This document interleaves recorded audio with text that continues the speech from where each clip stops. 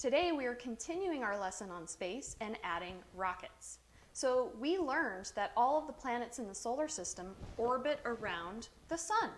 Well, there are other things in our solar system that orbit right along with us. One of them is called an asteroid. Can you say asteroid? Great job. Asteroids are pieces of planets that have broken off over time. And sometimes they crash into other planets. Can you say crater?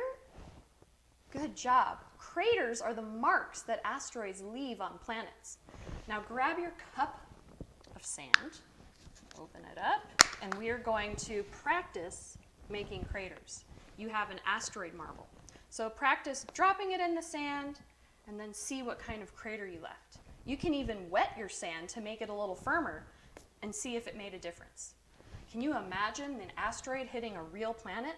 What about the moon? Have you seen the craters on the moon? We gave you an image to look at. It's pretty cool.